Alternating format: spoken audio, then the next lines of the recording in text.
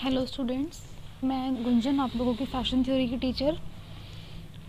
हमारा 16th century तक का टॉपिक हो गया था। आज हम 17th सेंचुरी की स्टार्टिंग पे पढ़ेंगे कि उस समय पर किस तरह के कॉस्ट्यूम्स वेस्टर्न कंट्रीज़ में चलते थे। तो शुरू करते हैं। 1665 की प्लेग और 1666 की आग ने इंग्लैंड के दिमाग को कुछ समय के लिए फैशन से दूर रखा और फ्रांसीसी प्रतिष्ठा हासिल करने लगे। देखो, 1665 और 66 के दौरान इंग्लैंड में कुछ प्रॉब्लम्स आ रही थी कंट्री में, जैसे कि प्लेग की बीमारी फैली हुई थी और आग बहुत लगी हुई थी। इस वजह से इंग्लैंड में फ़ैशन का बहुत ज़्यादा ट्रेंड चेंज नहीं हुआ है ना, क्योंकि उनका फोकस ही नहीं था उस तरफ। लेकिन उसी दौरान फ्रांस के लोगों ने फ़ैशन पर प्रतिष्ठा हासिल कर ली। ठीक है, सन किंग लुई XIV के शासन में दुनिया का फ़ैशन लीडर बन गया। लुई 14 के शासन में फ्रांस में फ़ैशन का इतना ज़्यादा नवीनकरण आया, इतना फ़ैशन चेंज हुआ कि वो दुनिया का फ़ैशन लीडर बन गया। फ्रांस कपड़ा उत्पादन और फैशन नवाचार का केंद्र बन गया। फ्रांस में कपड़े का बहुत उत्पादन होता था और वहाँ पर फैशन में बहुत ज़्यादा नवाचार था। 17वीं शताब्दी की शुरुआत में पिछली शताब्दी की तुलना में पुरुषों के पहनावे में थोड़ा बदलाव आया था। इसकी लास्ट सेंचुरी के कंपैरिजन में, यानी कि 16th सेंचुरी के कंपैरिजन में 17th सेंचुरी में पुरुषों के पहनावे में थोड़ा बदलाव आया था। लेकिन पम्पकिन ब्रीचेस, यानी कि पम्पकिन जैसे कद्दू होता है, कद्दू की शेप की ब्रीचेस और वेनेटियंस, जो कि ट्राउज़र के नाम हैं, ये अभी भी पहने हुए थे। एक फ्लैट लेस किनारी वाला कॉलर को रफ़ की जगह विस्क के रूप में जाना जाने लगा। मैंने आप लोगों को रफ़ इसके लास्ट जो सेंचुरी पढ़ी थी उसमें भी बताया था कि रफ़ क्या होता है। एक तरह का कॉलर होता है जिसको नेक के आसपास पहनते हैं, लेकिन वो कपड़े से अटैच नहीं होता। जो भी टॉप या कोट या जो कुछ भी होता है वो उससे अटैच नहीं होता ऊपर के टॉप से, वो एक अलग पीस होता है। ठीक है, उसको हम रफ़ कहते हैं। तो इस सेंचुरी में क्या हुआ कि रफ़ को विस्क के रूप में कहने लगे वो लोग। ठीक है, जो कि बिल्कुल फ्लैट था और किनारियाँ लेस की डेकोरेशन से थी। ठीक है, लेस पुरुषों के कपड़ों के लिए महत्वपूर्ण बन गया। इस सेंचुरी में क्या हुआ कि पुरुषों के कपड़ों के लिए लेस का यूज़ बहुत ज़्यादा होने लगा था। ठीक है, पुरुषों के हर कपड़े में लेस होती थी।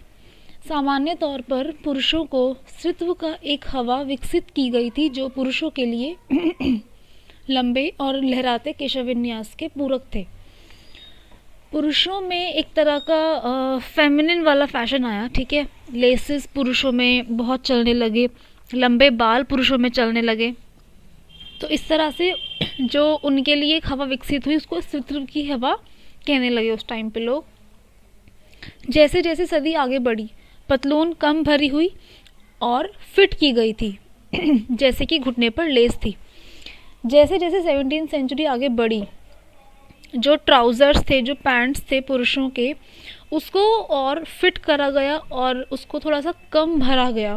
जैसे कि पहले पम्पकिन बिल्कुल कद्दू के जैसे फूले हुए थे, लेकिन धीरे धीरे उनको कम भरा गया और थोड़ा सा फिट किया गया। और घुटने पर जहाँ पे वो ट्राउज़र ख़त्म था वहाँ पे लेस लगाई गई। शर्ट में पूरी लंबी आस्तीन होती थी और अक्सर रिबन के बने छोटे बोस के साथ कढ़ाई की जाती थी। जो शर्ट थी उसमें बिल्कुल फुल लंबी आस्तीन स्लीव्स होती थी और इनके ऊपर जो है बोज या रिबन लगे होते थे जिनसे डेकोरेशन होती थी। पुरुषों के लिए लोकप्रिय सामान में तलवारें, टोपी शामिल थे।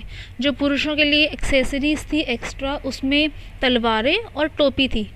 सदी के मध्य में राइन ग्रेव्स का विकास हुआ, जिसे पेटीकोट ब्रीच के रूप में भी जाना जाने लगा। लेकिन इस सेंचुरी के मिड में राइन ग्रेव्स का विकास हुआ। राइन ग्रेव को क्या पेटीकोट ब्रीच भी कहते थे वो लोग, जिसे लुई XIV के दर्जी द्वारा डिज़ाइन किया गया था। जो लुइस XIV था, यानी कि जो लुइस 14 था, उसका जो टेलर था उसने डिज़ाइन किया था ये पेटीकोट ब्रीच। ये ब्रीचेस अच्छी तरह से गद्देदार ऊपरी होज पर पहने जाते थे। जो ये ब्रीचेस थे ये बहुत ज़्यादा फूले हुए थे, बहुत गद्देदार तरह के थे और उनको होज के ऊपर पहनते थे। उनके हेम में लेस कटिंग होती थी। जो ये ब्रीचेस थे, इनकी जो नीचे की हेम लाइन थी, यानी कि जो इनकी किनारियाँ थी, वहाँ पर लेस की शेप की कटिंग हुई हुई थी। ठीक है, जैसे कि आजकल बहुत चल भी रही है जिगजैग की कटिंग या फिर स्कैलप्स वाली कटिंग, इस तरह की लेस की कटिंग थी इनमें। वे इतने भरे हुए थे कि अक्सर वे स्कर्ट से मिलते जुलते थे, पैंट नहीं। जो ये ब्रीचेस थे ये इतने ज़्यादा फूले हुए थे, इतने ज़्यादा इनके अंदर भराव था कि ये लगभग स्कर्ट लगती थी, है ना, पैंट लगती ही नहीं थी, ये स्कर्ट लगती थी। अभी आगे मैं आप लोगों को इसकी एक पिक्चर भी दिखाऊंगी। एक लेस की किनारी वाला आयताकार लिनन का टुकड़ा गर्दन को घेरता था और बो या गांठ में बंधा होता था। एक और आयताकार यानी कि रेक्टेंगुलर पीस, रेक्टेंगुलर लिनन का टुकड़ा, कपड़े का टुकड़ा, जिसकी किनारियों पर लेस लगी होती थी, वो केप की तरह गर्दन पर उन लोगों ने पहना हुआ था। जैसे केप होती है ना कि ऊपर से पहन लेते हैं, इस तरह का था वो बना हुआ, और बो या फिर नॉट में वो गले पे बंधा होता था, ठीक है, यानी कि गले पे उसके या तो बो होती थी या फिर गांठ लगी होती थी जिससे वो टिका होता था शरीर के ऊपर। लुई XIV ने गंभीर बीमारी के कारण अपने बाल खो दिए थे और विग पुरुषों के लिए लोकप्रिय हो गया। लुई XIV जो राजा थे, उन्होंने एक टाइम पर आके उनको बहुत बीमारी हो गई थी जिसकी वजह से उन्होंने अपने बाल खो दिए थे, वो गंजे हो गए थे।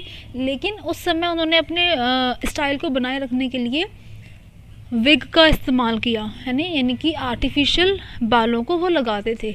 और जैसे ही उन्होंने ये लगाना शुरू किया, ये पूरा एक फैशन बन गया, पुरुषों के लिए ये एक लोकप्रिय चीज़ हो गई।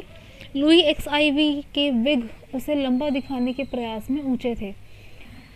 लुई XIV जो विग पहनता था वो उसकी हाइट को बड़ा दिखाने के लिए विग्स को बहुत लंबा बनाया गया था।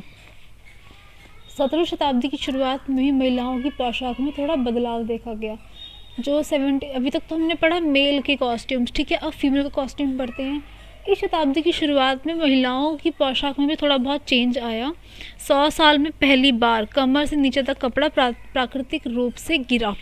देखो, अभी तक हम लोगों ने पढ़ा था कि वो लोग नीचे एक फ्रेम पहनते थे स्कर्ट को उठाने के लिए, लेकिन 100 सालों में पहली बार ऐसा हुआ था इस सेंचुरी में कि उन लोगों ने मतलब महिलाओं ने कुछ कुछ बिना फ्रेम के कपड़े पहनने शुरू किए और कपड़ा बिल्कुल नीचे तक फ्लो होता था, समझ गए।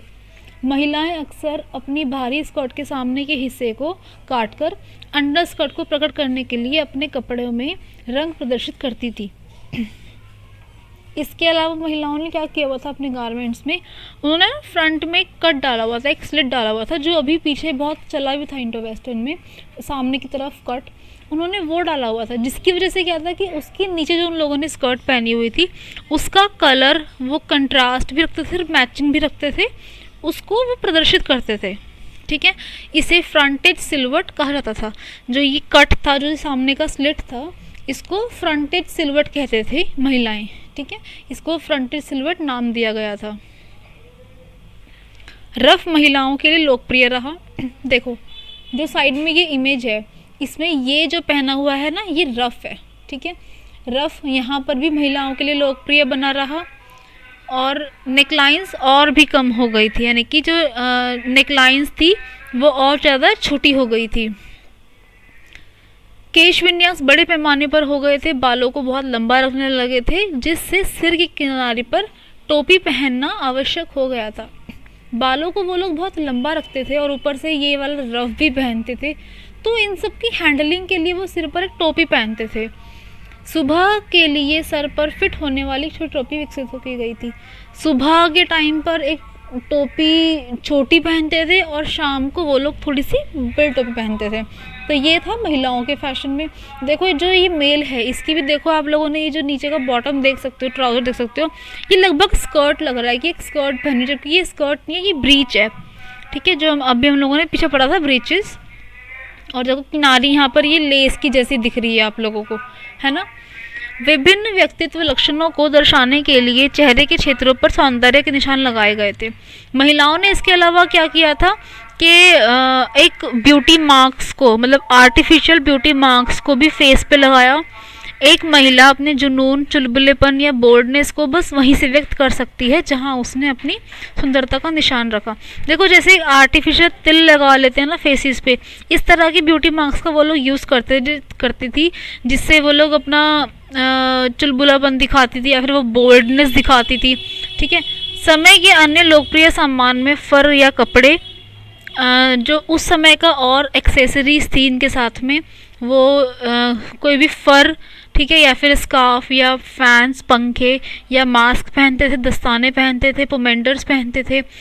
इसके अलावा दर्पण यानी कि शीशे को वो लोग रखते थे अपने पास, या फिर आँखों में पैच पहनते थे। ठीक है, तो ये कुछ एक्सेसरीज थी उस समय की। और हम लोगों ने जैसे महिलाओं के कॉस्ट्यूम भी पढ़ लिए और फीमेल के, और साथ में पुरुषों के भी कॉस्ट्यूम पढ़ लिए यानी कि मेल के। ठीक है, इस इमेज से आप लोगों को काफ़ी आइडिया हो जाएगा कि पुरुषों के उस टाइम पे किस तरह कपड़े चलते थे। देखो इन लोगों ने ये केप पहना हुआ है ऊपर, रेक्टेंगुलर पीस जिसको आगे बांधा हुआ है। ठीक है, ये फुल स्लीव की शर्ट है और ये स्कर्ट जैसे दिखने वाली ट्राउज़र है यानी कि ब्रीच है, और साथ में ये लंबे बाल। ठीक है, तो इन सब से आपको आइडिया हो जाएगा कि किस तरह के कॉस्ट्यूम उस टाइम पे चलते थे। तो हमारा 17वीं सेंचुरी यहाँ पे ख़त्म होता है, इसके बाद हम 18वीं सेंचुरी को पढ़ेंगे। Alright, thank you.